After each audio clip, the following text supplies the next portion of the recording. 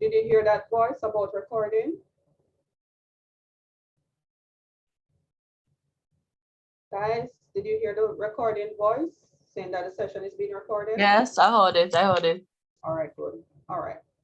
Okay, guys, so welcome. This is the final presentation, Unit 5, where we'll have Vernon and Farah presenting on results-based budgeting. And this part is important for your final assignment because I expect for you to include budgeting, just as you did in with YDEW 3000. Along with the other units as well, should be included somewhat in your assignment. We want to see how you utilize the information from other units. But this one particular is very important. Okay, let's hand over now to Vernon and Farrell. Let me give you privileges. Hold on for me. Good night, everybody. Good night. Good night, Miss. Good night, everyone. Good night, Sheldon. Okay. Hi, Sheldon.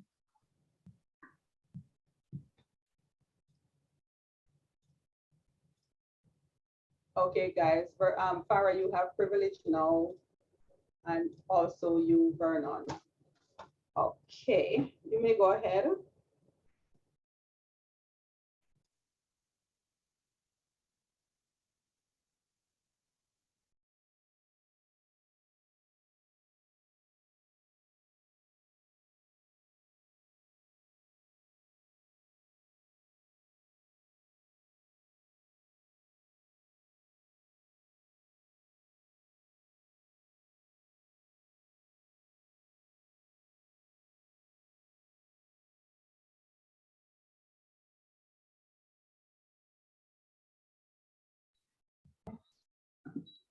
Let's go back to the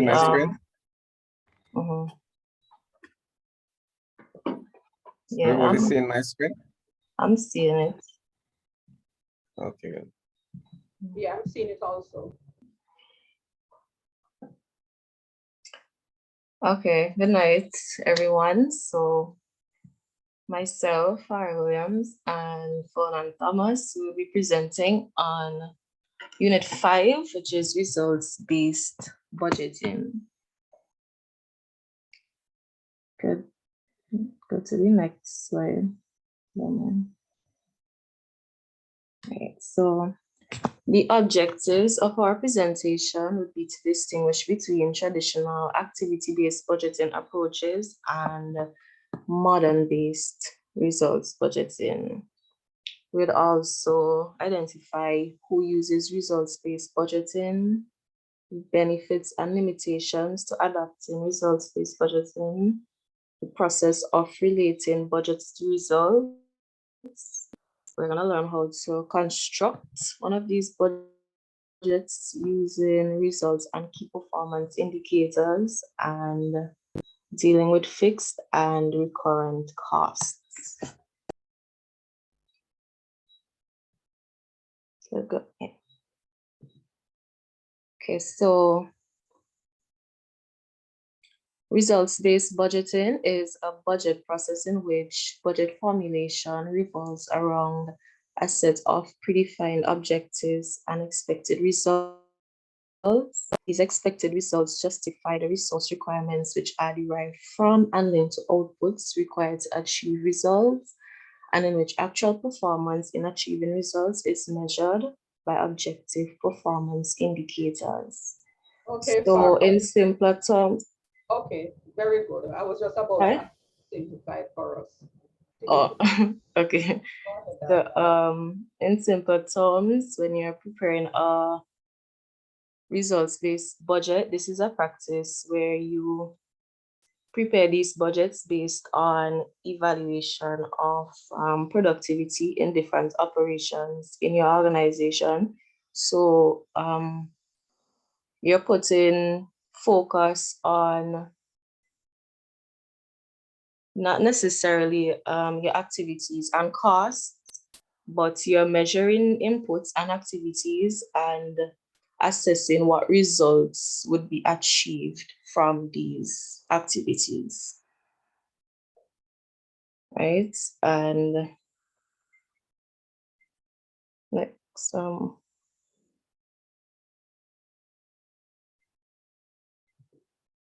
so some benefits of adopting the results-based budgeting.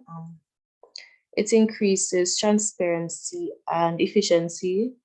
So you're making it known what has been accomplished from these activities, as well as the use of the funds for these activities.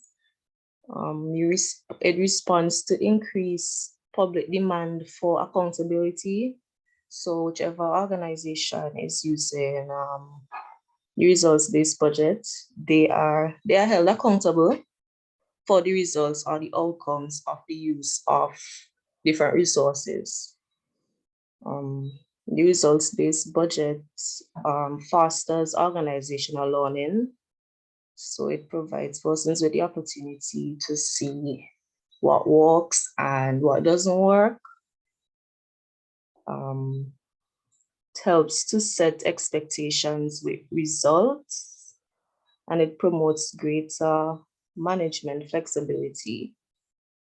Now, normally when managers would be, so with the results-based budgeting, managers would be given a budget to achieve certain results, and with the results-based budgeting, they are actually allowed to choose what activities they would deem as best to achieve those results. So the results-based budgeting shifts the focus from measuring inputs and activities to assessing what results would be achieved.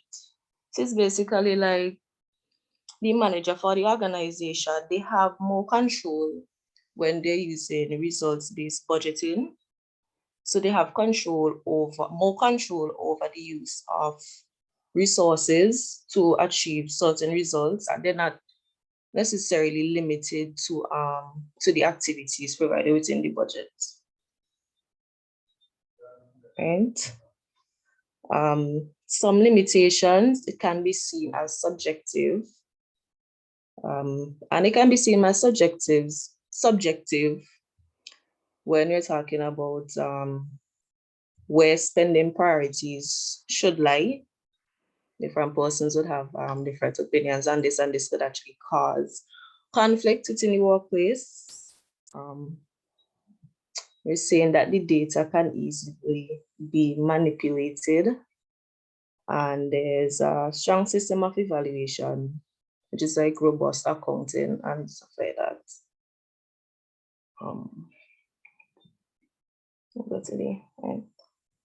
So who uses results-based budgeting?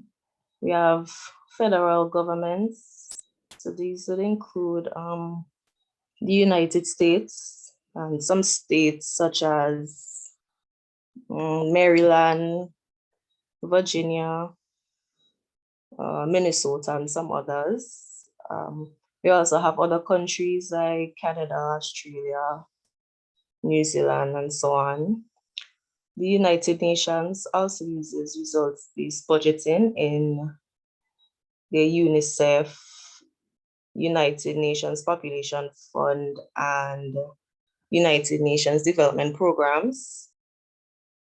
Multinational private sectors, such as the World Bank, YDEW, which is the Inter-American Development Bank, and USAID, which is the United States Agency for International Development. We have large nonprofit organizations, and we have international development agencies. Persons might ask why. Hold on, Farah.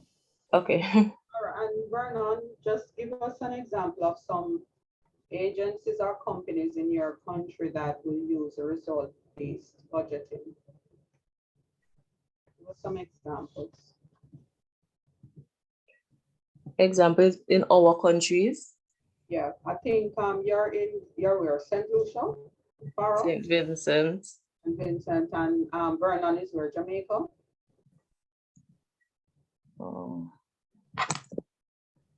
Not sure.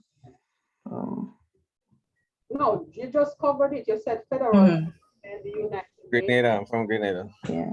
Remember, whenever we do anything, we want to link it back to our real life situation. So that's why Right. it's not a complex question. All right, I won't put you on the spot. This is something that you just gave a list. So I just want to get an idea because we're all in different countries.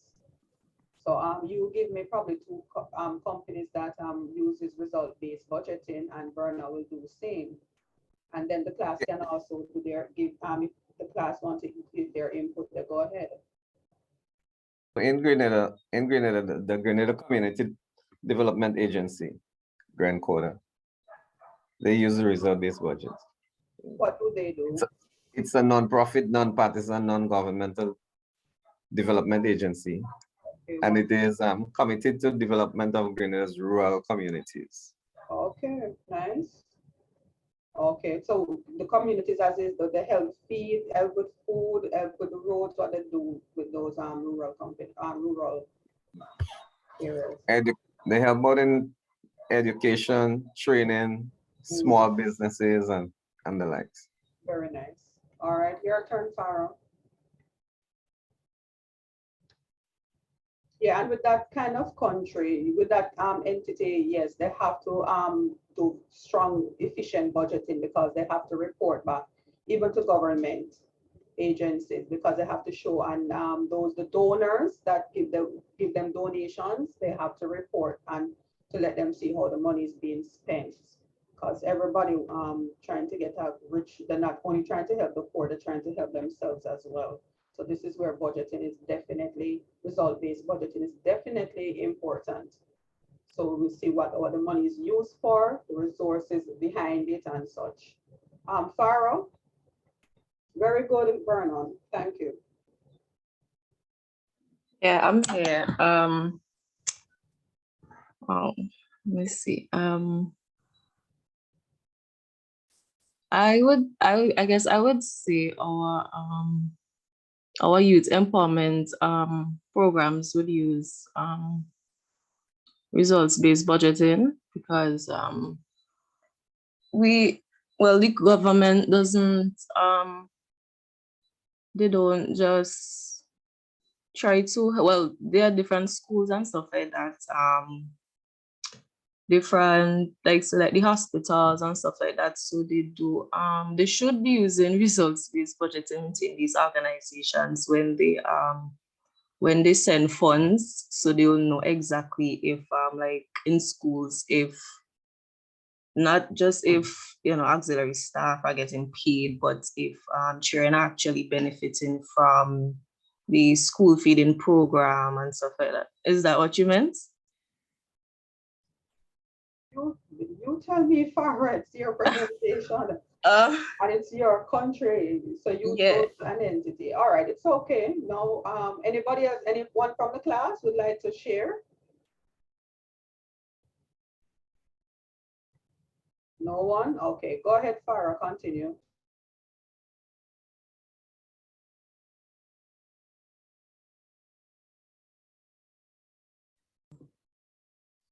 Hello, you hear me?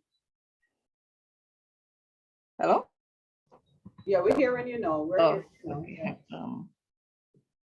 So when we speak about traditional activity-based budgeting, ABB for short, is a budgeting method where activities are thoroughly analyzed to predict costs. This is from the Corporate Finance Institution 2022. And there are 3 stages to traditional activity-based budgeting, where you identify activities that the organization performs. It will calculate the cost of each activity, and you'll identify the activity cost driver for each activity. Now, with the traditional activity-based budgeting, this method would see the management preparing budgets, which are based on the company's yearly activities. So traditional activity-based budgeting is just dependent on the organization's activities and the costs that are attached. What is this cost You would also, driver? hello? What is this cost driver? Yeah, so for instance, in the sales, when you're using traditional activity-based budgeting, cost drivers can be the number of orders processed. Like for example, if within the organization, let's say like a factory or something, and the activity would be to set up machines, then the cost driver would be the number of setups of the machines. If the activity is to receive certain equipments, then the cost driver would be the number of receipts collected. And like if the activity again within the factory is to run machines, then the cost driver would be the number of hours that the machines will run for.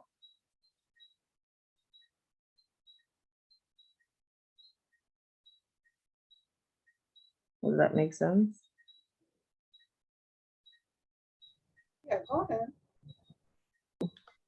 All right. So in other words, anything that causes the cost of an activity to increase or decrease. Give us an example, Vernon.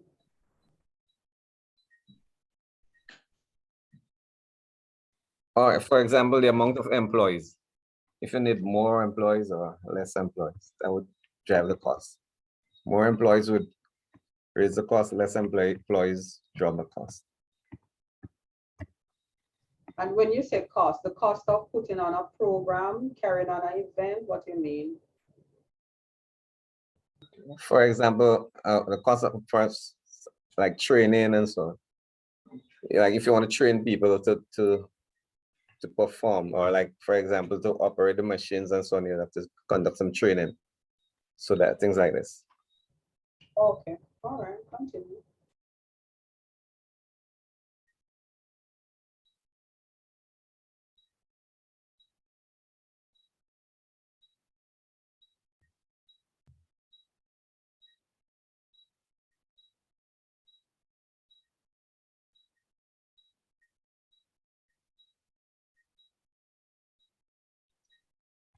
We're not hearing you, okay?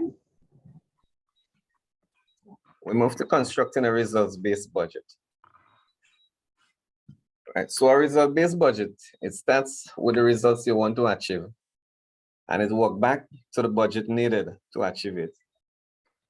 Right? In this budget, it includes constructing the results-based budget includes the results to be achieved, all the programs and activities needed to achieve the results. For example, recruitment of experts, teacher training and placement, and community reading programs, etc. All right, so all these things. And the cost of those programs and activities. So during my research, I came up on a very good video that I think is very, very useful. I would just play it and then we'll go back to looking at some components later. So just listen to the video.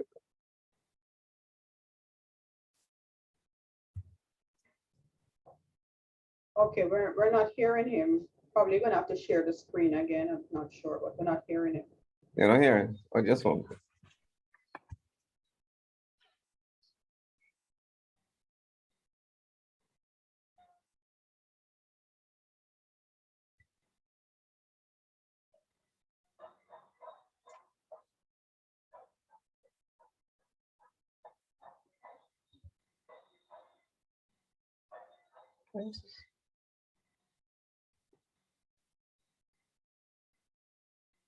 Okay, who's class?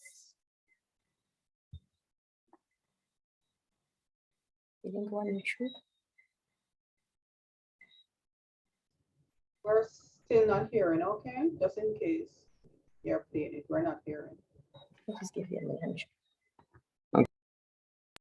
Give me a few seconds.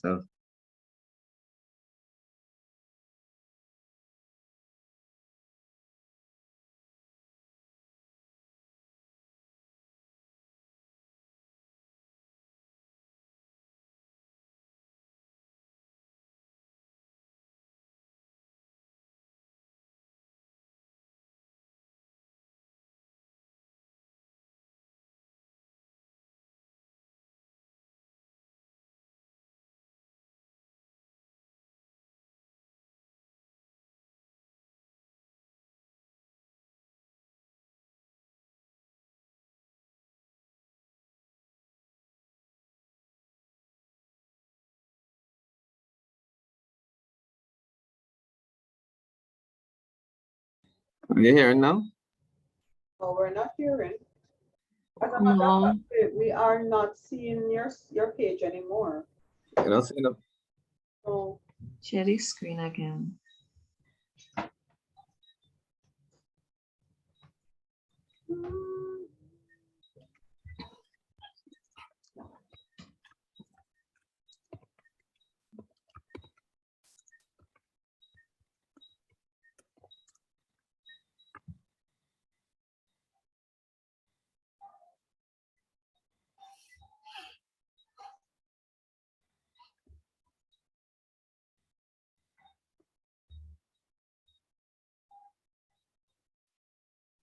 This is it.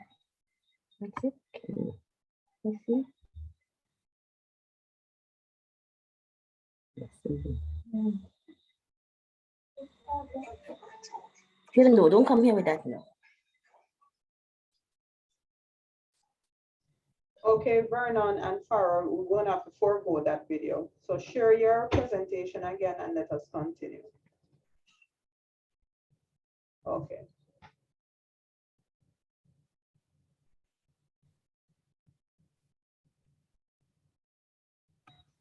Still no sound.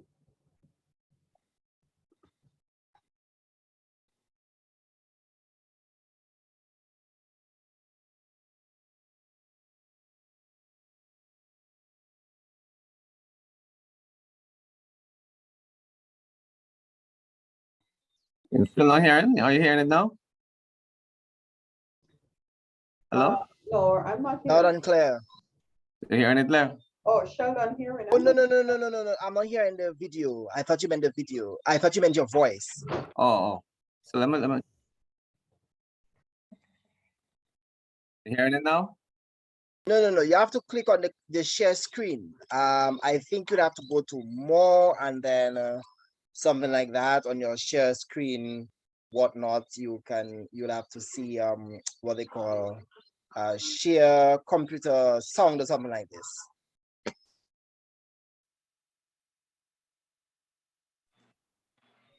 Thank you very much, Sheldon. You need to say, I performed well on these specific objectives. You hearing now, Ed? Loud and clear. Yes, we're Okay, hearing thank you. now. Thank you very much. With what we want to achieve. And now I'm basically going to summarize the structure of a performance budget, basically to say what are the steps that one needs to take to conclude that, yes, I have developed a performance budget. So the first step basically is about defining your objectives and program structure. So basically this is more of a recap of what I've been saying. So you need to define your objectives and program structure. You need to be very clear, because for you to say you have performed well, you need to say, I performed well on these specific objectives. Because sometimes you find that you don't achieve your objectives, but you still get some other good results, which were not part of your plan. But then if those results are good, but they are not talking to your needs and objectives, then you have wasted the money. You need to make sure that the money is going to those specific objectives that have been decided upon. But then there needs to be a program structure that will be used to implement those budget priorities. Step 2, identifying activities. So what are the specific activities that will help us achieve these objectives? So you need to have a very clear list of activities that actually help you to achieve the objectives that we have decided upon. Step 3, defining and quantifying outputs.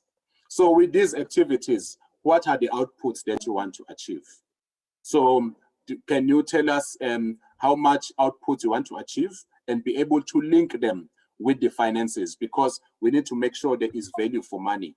If you just decide on, for example, a number of workshops without really quantifying how much money you need for those workshops, you might find that you fail to actually deliver those workshops. But then you need to be able to define those outputs in a way that they can help you achieve the objectives that you have set. So that also when the outputs are clear, then it will be much clear. It will be clear, or it will be easier for you to quantify in terms of the costs that you need to cover to achieve those outputs. Then step 4 is about defining your performance measures and targets. So here it's very important also to talk about the indicators. How will you know that you have achieved the number of outputs that you have decided upon? How will you know that you are achieving your objectives? So you need to have some kind of indicators that will tell you that you are achieving what you planned to achieve. So you could basically set the targets, which will actually tell you, you can be able to quantify and count. At the end of the year, you can actually count and see if you have achieved the number of targets that you had set. But then if you are not achieving those targets, but you have spent all the money, you then need to sit down and review, how come that I failed to achieve my targets, or I failed to achieve the number of outputs that I was planning for, but all the money is gone. So was the money wasted, or was the money not enough to achieve these targets, or was there some kind of wastage? Did somebody go on a shopping spree and use the money on the wrong things? So basically setting your performance measures and targets will actually help you to see if there's value for money and if you are actually achieving the right things. Step 5, identify and list inputs and cost the resources to be used in the activities. So again, emphasizing the importance of costing. So this is very important because you need to know what inputs do you need for you to achieve these objectives. So inputs could include the money, how much money that you need, but it also actually include other resources, for example, human resources, staffing, issues around your transport. It could be a lot of things that you need for you to implement a specific program. So what are those inputs? But then how much will they cost you to be able to deliver these activities? So basically you need to identify and list the inputs and cost them to know if the budget is sufficient or not. Because without costing, you can assume that the money is enough when actually the money is not enough. And you run out of money mid-year, and then you fail to achieve your objectives, which then means you fail to perform on your budget plan that you had devised. So basically step 5 has got a number of phases. So identifying your inputs needed for an activity. So it could be staff time, medicine, transport, per kilometer, etc. But once you are clear on your inputs, you need to quantify them. So how many vehicles do you need if you are going out to do spraying where you are implementing your malaria program? And how many staff members do you actually need? If you need a team to do community outreach, how many people do you need in the team? And how much money do you need to pay each person? So you need to be able to quantify the inputs. And then you need to assign a money value to each input in terms of your phase 3. So you need to know if you are going to implement a malaria program in a community and you need vehicles, you need to decide how many vehicles you need, but then how much money do you need per vehicle? And then you basically decide how many vehicles do you need so that you can basically multiply the vehicle by the budget by the number of vehicles that you need to purchase. But then you can also allocate shared costs, which is very important. Basically, this assumes that you are not just standing in your own island. You are in a place where you can actually interact and work with others. For example, if we are talking about malaria and vehicles, you then need to say, are there any allocated shared costs? Can we share the cost with others? And again, using this vehicle example, if we are going to go to the community for spraying, can this vehicle be used by other teams? Or is there another vehicle that belongs to the Minister of Health that could be used to take the team out to the community? So can we share the transport costs with others in the ministry? Or could we basically maybe second people to the malaria program? So basically sharing the human resource costs. So we need to be very clear and strategic in making sure that we also share costs to be able to minimize on spending that we have, given the scarcity of resources. And phase 5, sum the cost of the inputs required by the particular activity to give the indicative annual budget allocation for that activity. So basically, once you are clear on the inputs that you have, and you have quantified them, and you have assigned money to them to basically know how much money you need for each input, and then you allocate shared costs, then you can actually decide how much you actually need for your annual budget. So that at the end of the year, you can actually see if the budget was actually enough, and if it was spent on the right things. So basically, this is more of a performance budget, because it's not just thumb-sucking a figure and going out to the field to implement, but there's quite a lot of planning processes that are involved to be very clear on your performance budget, but also to make sure that whatever you do or you decide to allocate money on will give you the desired results or the desired performance. And once you have got your annual performance budget, you still need to decide how much money will you need during the financial year. So here you need to project your cash flow. So basically your year is 12 months. Then you need to decide how much money do you need per month, or how much money do you need per quarter, depending on your reporting schedule. So if you are reporting on a monthly basis, you might need to decide on cash flow per month. But then if you are actually being judged on a quarterly basis, you could decide how much money do you need per quarter, which does not mean that you will have equal amounts each quarter. You might decide maybe to have more money in the first 2 quarters and less money in the last 2 quarters, depending on your operational plans, because the operational plan will tell you how much outputs you want to achieve during those quarters. And then your plan will tell you which quarters will need more money than the others. And then the last step basically is about making sure that the budget that you have developed is actually informing upcoming years as well. So here,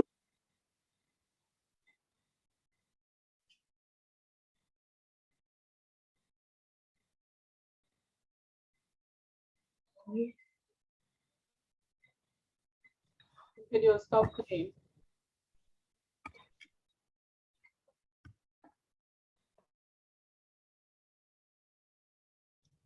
Farah and Vernon, the video stopped playing. You're going back to your presentation now? Yeah, so going back to the Okay, so we're presentation. going back to the presentation. That's it for the video. Yes. Let's get back to the presentation.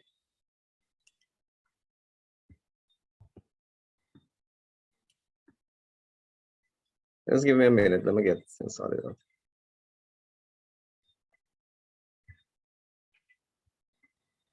Okay, so while you're sorting that out, I'll just throw this out to the class. What's the importance of having a budget, especially when you're doing events? Who wants to take that question? Give me, there are many importance of having a budget. What comes to your mind first? Hazel, Sheldon, Kyle? Yes, miss. Repeat. The importance of having a budget. Yes, Well, oh, go ahead. You were saying something, Kyle? very important to have a budget. You need to know where your shortfall is and your long-term goal is. Very good. Anybody else? Why we need to have a budget? Good night. Good night, Hazel. Having a budget enable you to know whether or not you can actually take on certain initiatives, Right. and it gives you an idea of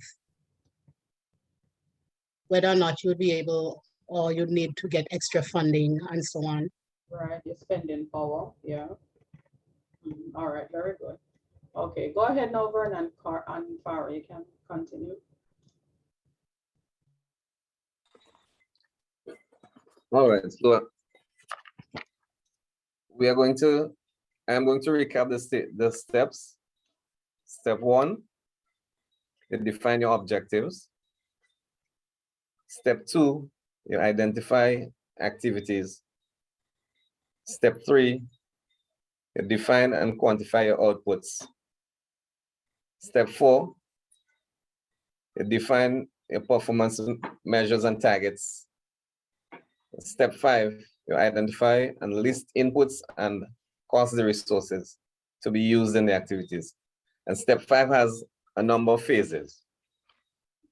In the first phase, we're going to identify inputs. The second phase, quantify each input, sorry. Step 3, phase 3, assign money value to each input. Step 4, you allocate shared cost. And phase 5, you sum the cost of inputs required by a particular activity. Phase 6, you're projecting cash flow. That means how much money you need per period. And the 7th one, you inform long-term targets. So let's look at some of the specific details and concepts. Relating the budget to results. In doing so, we have to gather the information of the results to be achieved, often referred to as outcomes, impacts, or performance targets. These outcomes should be concrete and measurable, so we have to make them measurable as possible. So for example, to improve the literacy among persons over 18, that is one outcome, by 85 to 90% in 5 years in St. David's, and that is our performance target. Do we have any other example? Anybody could give me another example of an outcome and a performance target? Okay, make up one. Somebody make up one. Anybody? Decrease in infant mortality by 90% at the St. Jude's Hospital. Okay, very good. I'm sorry, I didn't hear that at St. Jude's. I didn't hear that about the hospital. I was just giving another example to what Bonan gave, decrease in infant mortality. Oh, okay, infant mortality, all right. Yes. Okay. Somebody else was given one. I think I was. Reduce their percentage of bullying. Sorry, let me be a little more specific. Reduce the percentage of cyberbullying among students in their peer secondary school by 5% by September 2023. Okay. Thank you. Very good. Seems that we understand. Now we're going to talk about outputs and inputs. The outputs are all the major products in order to achieve the outcome and the performance targets. And our inputs, what is required to produce the outputs. So let's look at 25 trained teachers as one output. Let's say 25 trained teachers to conduct classes and 3 classes per week in English. And what we need, the input we need here is training workshops for teachers and facilities for classes, right? So once the input and activities are determined, then they can be costed. This information is usually contained in a logical framework or results matrix. So we have a result-based budget and logical framework. A result-based budget and logic framework. This analyzes and presents objectives in a systematic, logical way. So we see the word systematic and logical, right? It provides a summary of the most important parts of the budget. So let's look at some of this. We have here the strategic objectives. And this, why the activity is carried out, what is expected to be achieved and for whom. Then we have the expected results. What we want to achieve by carrying out the activities.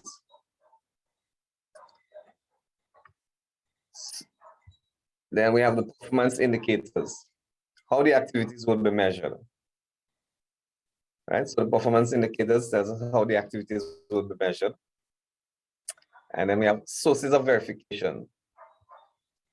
Where to find the information required to assess effects. And the assumptions, we have assumptions. Which external factors are crucial for achieving expected results? Then the important part here now, the financial resources, because we're looking at a budget, right? And the financial resources, how much the implementation of the activity will cost. So that is very, very important here. How much the implementation of the activities will cost.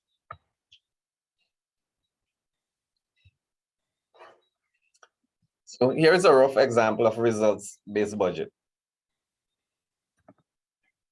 So you have the results there. The first one, it says 15% increase in literacy rates in 5 districts. So the programs and activities needed. So you need community reading program. And the input and cost, you need the lead trainer at a cost of $20,000. And we have stipend for participants, the cost of $5,000. Another one, recruitment of 30 new teachers. And the inputs here on cost, salaries for new teachers at $60,000.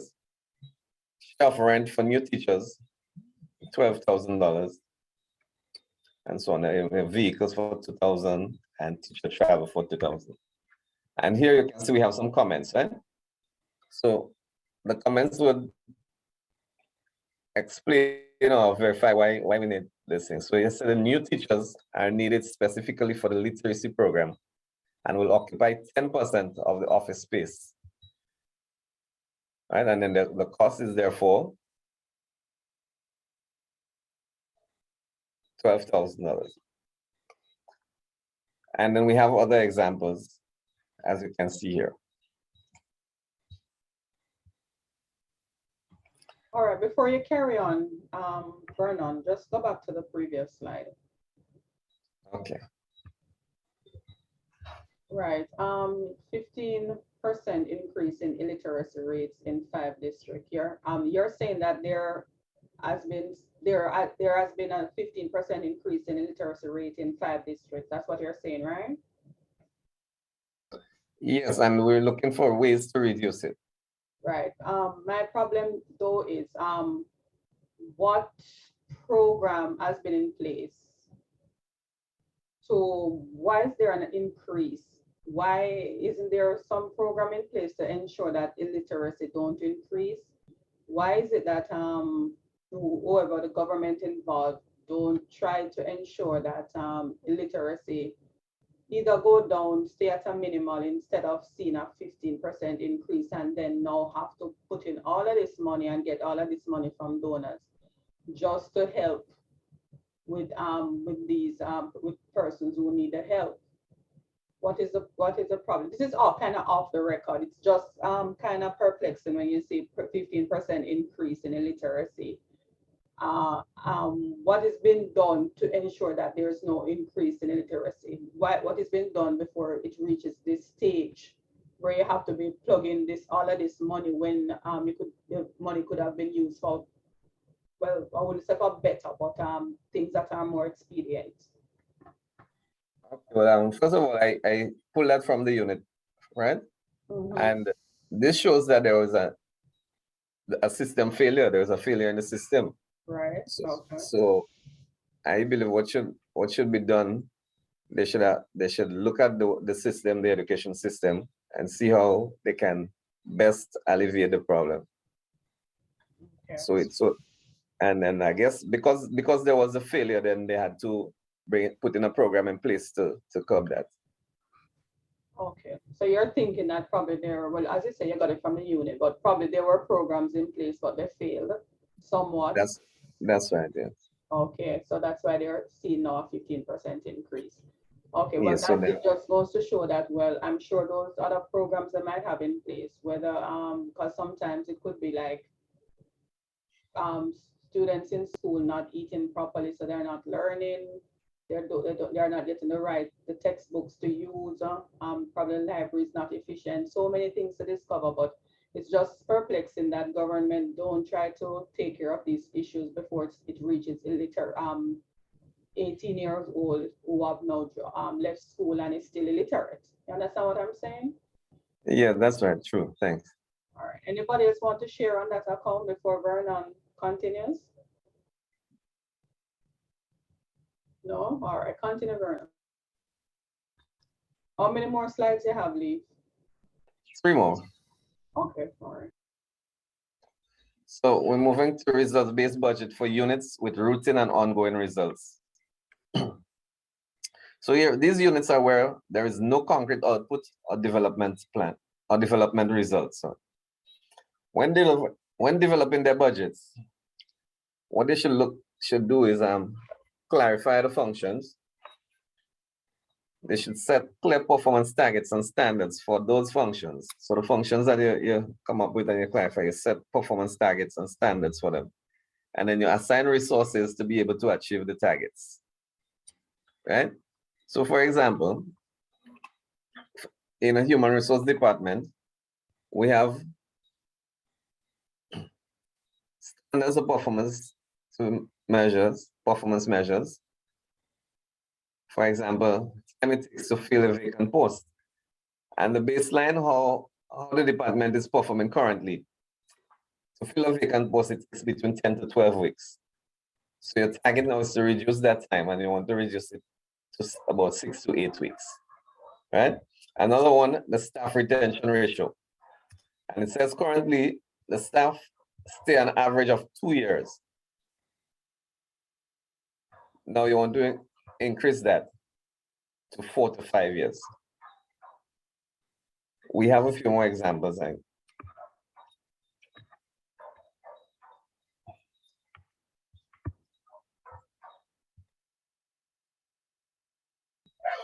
Right, so these are the examples. They are self-explanatory. So we'll move on to next. Right, so we are dealing with fixed and recurrent costs. As we know, costs can easily add up. And your cost must be associated with the desired results. So the result-based budgeting requires a clear and proper classification of costs. And if you look here on the example of management cost versus output cost, right? So you have the management cost and you have cost to produce outputs and outcomes.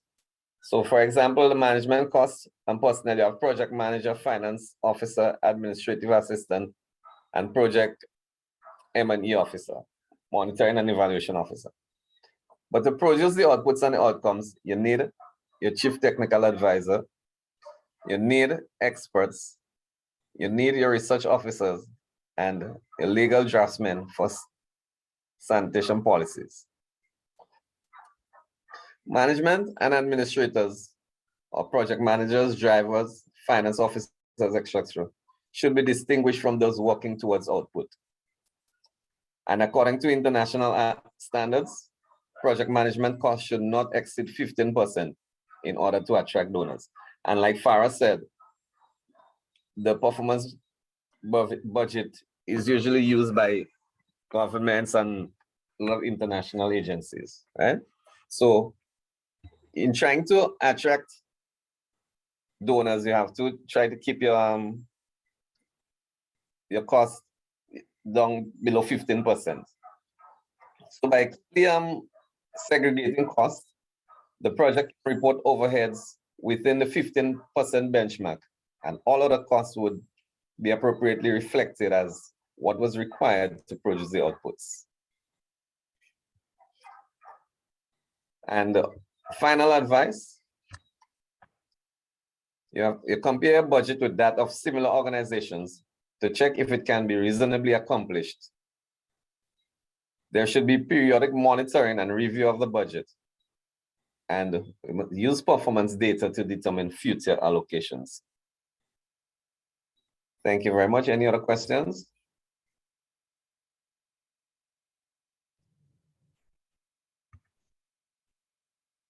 Any questions, students?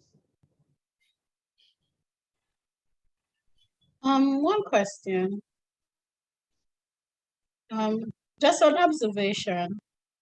So it would appear to me what we have been doing in UE with the different budgets that we have done for other courses, they more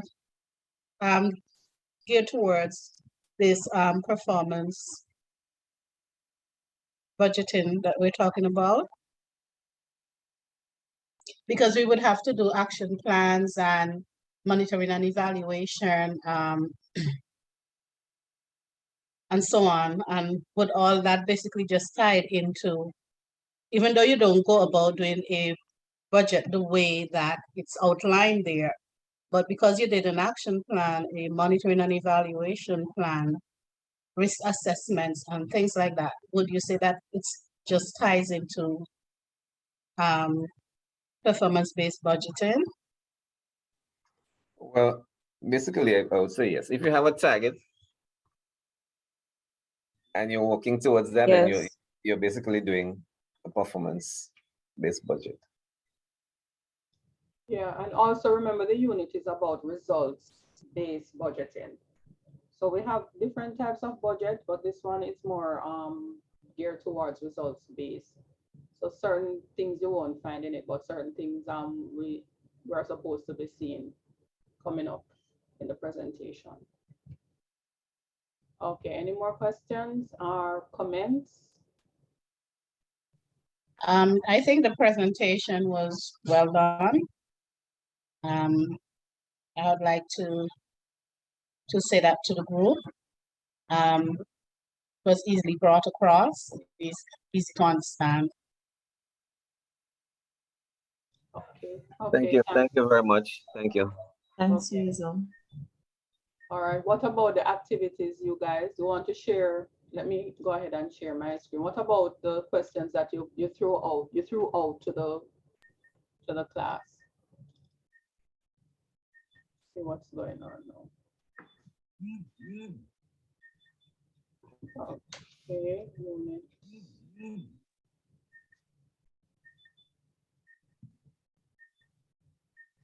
Okay. Are you seeing my screen? Yes, Sienna. All right. So Vernon proposed a question, or two questions. Jade answered. All right, so you're clear to explain, summarize what her response was, or is. She went ahead to answer question 2. Okay, I haven't really reviewed it as yet, so I don't know if Farah did and want to answer. Farah? I'm actually just reviewing it myself. Okay, all right. So my plan is to go with the answers tonight, so. Okay. All right. Outside of that, define results-based budgeting and discuss 2 advantages and 2 disadvantages of this method. All right, you threw that question out. So can you give us 2 disadvantages? Based on what we presented already? The question, I'm looking at your question, your discussion question. So right. for one answer, it increases transparency. Explain. Okay, like how I gave the organizations and certain countries that would have to use results-based budgeting. These budgets ensure that the managers and whoever else is constructing these budgets, that these organizations actually know what has been accomplished through the use of funds. So stakeholders as well, they would also be able to know exactly what activities have been done, what results have come from them, so and they would see exactly where the funds have been allocated. And who are these And stakeholders? it builds confidence as well in Well, the definitely, organization. definitely. Who are the stakeholders, or who would likely be stakeholders? Who would like to be stakeholders? Yeah, who would likely to be the stakeholders? Who needs the transparency? Or who needs to see transparencies? Well, the donors will be Donors, I think donors. this person. Oh, okay, go ahead. Donors, yeah. governments. What about participants? What do you think of participants should be included? Yes, they are very important stakeholders too, the participants, yes. Okay. All right. We can end here. Any more comments or questions from the group, the class?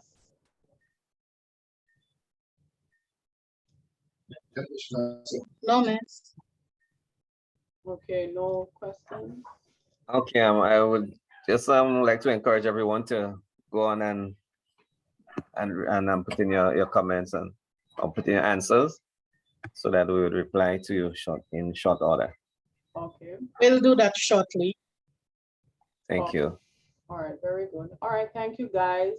Any questions outside? Thank you for your presentation, Farah and Vernon. Very good. Okay, Any questions outside? Thank you, miss. Thank you. You're welcome. Budget, money, laja, shesh. Serious, Sheldon? All right. Any questions having to do with the course itself? Any questions outside of? We have now completed all the presentations, so the grades can be taken after this. Well, miss, what I can say is, boy, the budgeting. Imagine when I did that networking course, the 3,000 course. That was the first time in my entire life I've ever prepared a budget together. Okay. That was quite an experience. All right. Yeah, because that's one thing at work that I never really did, budgeting. Yeah. So it was quite a learning experience. Tonight, I listened to the presentation and I simply gotta read and everything, and that's about it. But it's interesting. Any questions? Not really though, not really. Just wanted to, that's my comment, my submission. Okay, all right, very good. When we're dealing with like small events and such, the budget will not seem so overwhelming. But when you're dealing with large events or large plans that you have, the budget may be more intense. Okay, guys. Any more questions, comments? No more? Okay, all right, guys. So that's it. And okay, nothing regarding the course. I told you that your last assignment has been extended. It's now due on the 15th. I think that's just about it. I might address Farah's question about where she placed her assignment. Let me see. And that's it for now. That's it for now. All right, guys. Good night and take care. All the best. Okay, miss. Thank you very much. Good night, miss. Good night. Good night. Thank you. No tips on the assignment. Okay. The upcoming one. What's that, Hazel? No discussion or tips on the upcoming assignment. No. Right? What kind of tips that you give you? What's here? Something that I've already taught. If you ever know how happy I was when I hear you all, oh, we did this already, miss, but oh, well, definitely, yes, I did put this in my notes that I'm supposed to. But I did say it already that even though it looks similar to your last assignment in 3,000, please know that you're doing a course about managing and leadership. One group wrote me already and tell me what the target group looks like, and I'm very impressed with it, the target group and what they're looking to cover, because it will definitely take into consideration managing and leadership. So when all the 4 units you have done so far, from unit 1 even up until especially the budgeting part, I would like to see that incorporated in the assignment. So don't think you're gonna get away with pulling from the last assignment and then I'm not seeing much of what we have done in this course. All right, so let me make sure I put that out there again, because I think I've already put it in there. And I think, Isla, I think you wrote me about something else. Something about which one we should use. Let me see if I can. No, not me. It's not you. It's probably Deandra, and she's not here. Okay, she was the only one with the question, so I'm wondering if, let me go to the assignment. Is that if she was seeing 2 rubrics? That's what I'm thinking. She saw 2 rubrics and she's wondering. I don't think it's rubrics, 2 outlines she probably looked at in the assignment. 2 outlines, okay. They're 2 outlines, but I think they intersect with each other anyway. Okay. Oh, yes, this. Okay. Guidelines. Yeah, it's, yeah. Well, this part here is the rule. Are you seeing my screen? No. Okay, let me share it again. Okay, you should be seeing it now, right? Yes. Okay, so this is what she's talking about. I'm not sure she's asking why. This one down here is the rubric. And this one here is just a little layout. I think she's talking about the outline above and the outline that is the one, there's an outline above also. Now, come down just under the assignment, the words below the assignment, below green, that's also an outline. Oh, that's guidance, the guidance. A guide, yeah, there's a guide and then there's a, so that's probably what you're talking about. Okay, overview of department, introduction, budget costs, human resource. It's basically the same thing, isn't it?